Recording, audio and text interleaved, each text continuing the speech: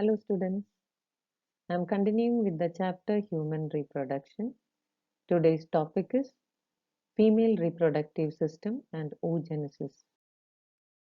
The female reproductive system consists of a pair of ovaries along with a pair of oviducts, uterus, cervix, vagina and external genitalia located in the pelvic region. These parts of the system, along with a pair of mammary glands, are integrated structurally and functionally to support the process of ovulation, fertilization, pregnancy, birth, and child care. Ovaries are the primary female sex organs that produce the female gamete or ovum and several other ovarian hormones. They are almond shaped and located on each side of the lower abdomen. Each ovary is about 2 to 4 cm in length and is connected to the pelvic wall and uterus by ligaments. Each ovary is covered by a thin epithelium which encloses the ovarian stroma.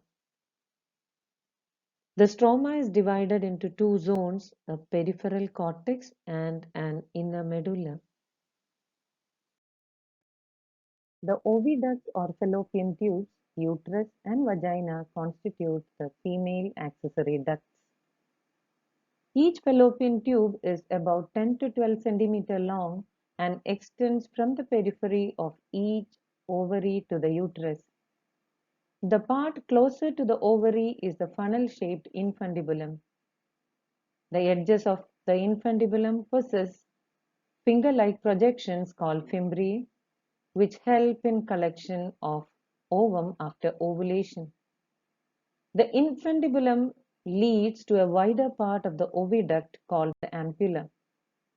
The last part of the oviduct, isthmus, has a narrow lumen and it joins the uterus. The uterus is single and it is also called womb. The shape of the uterus is like an inverted pear. It is supported by ligaments attached to the pelvic wall. The uterus opens into vagina through a narrow cervix. The cavity of cervix is called cervical canal, which along with vagina forms the birth canal. The wall of the uterus has 3 layers of tissue.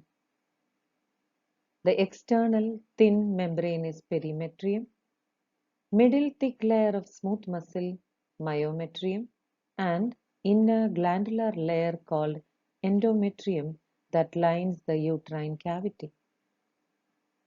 The endometrium undergoes cyclical changes during menstrual cycle, while myometrium exhibits strong contraction during the delivery of the baby. The female external genitalia include mons pubis, labia majora, labia minora, hymen, and clitoris. Mons pubis is a cushion of fatty tissue covered by skin and pubic hair. The labia majora are fleshy folds of tissue which extend down from the mons pubis and surrounding the vaginal opening. The labia minora are paired folds of tissue under the labia majora. The opening of vagina is often partially covered by a membrane called hymen. The clitoris is a tiny finger-like structure which lies at the upper junction of the two labia minora above the urethral opening. All female mammals possess a functional mammary gland. The mammary glands are paired structures that contain glandular tissue and variable amount of fat. The glandular tissue of each breast is divided into 15 to 20 mammary lobes containing clusters of cells called alveoli. The cells of alveoli secrete milk which is stored in the cavities of alveoli. The alveoli open into mammary tubules which join to form a mammary duct. Several mammary ducts join to form a wider mammary ampulla which is connected to lactiferous duct through which milk is sucked out. Let's see, how does the gamete formation take place in females? A female gamete is called as ovum. The process of formation of a mature female gamete is called oogenesis. It is different from spermatogenesis.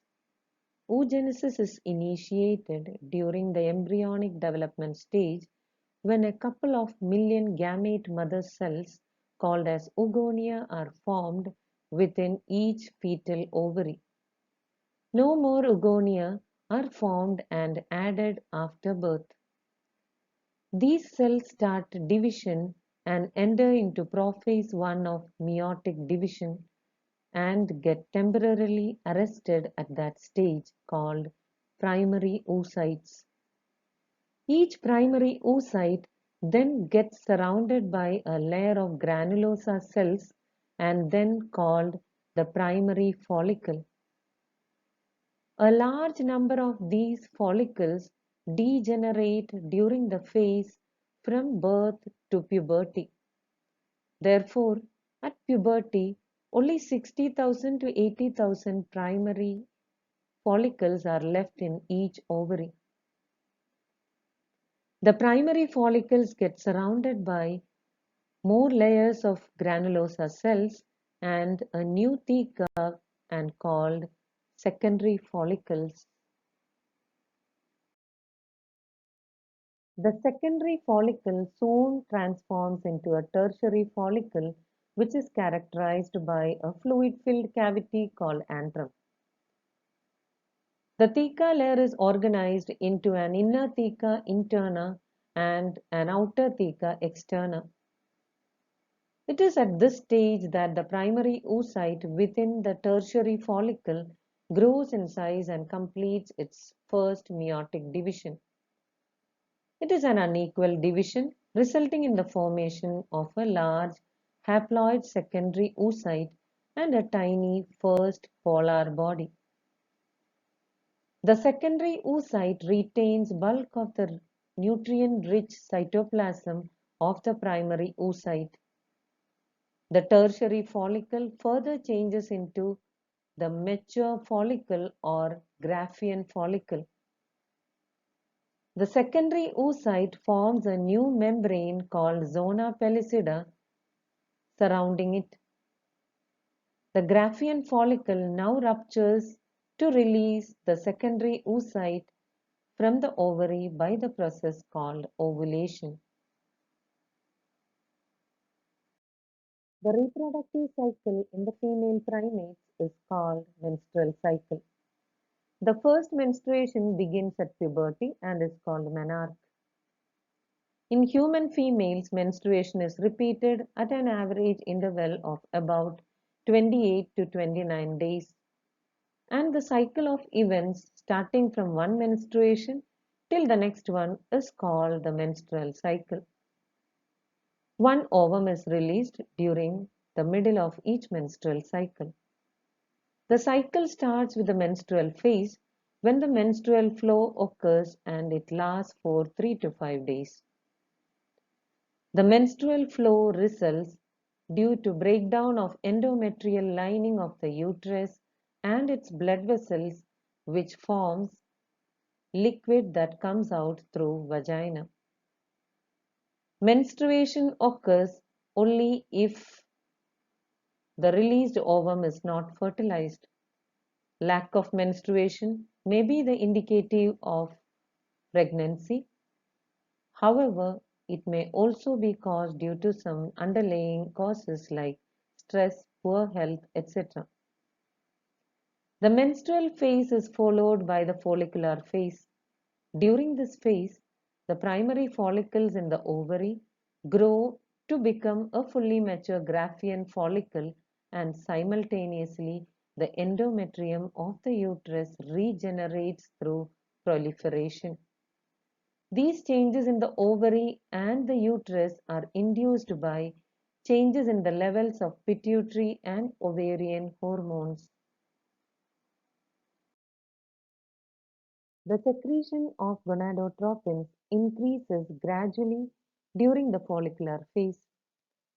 It stimulates follicular development as well as secretion of estrogen by the growing follicles. Both luteinizing hormone and follicle stimulating hormone attain a peak level in the middle of cycle. Rapid secretion of luteinizing hormone leading to its maximum level during the mid-cycle called LH surge induces rupture of Graafian follicle and thereby the release of ovum. The ovulation is followed by the luteal phase during which the remaining parts of the Graafian follicle transform as the corpus luteum.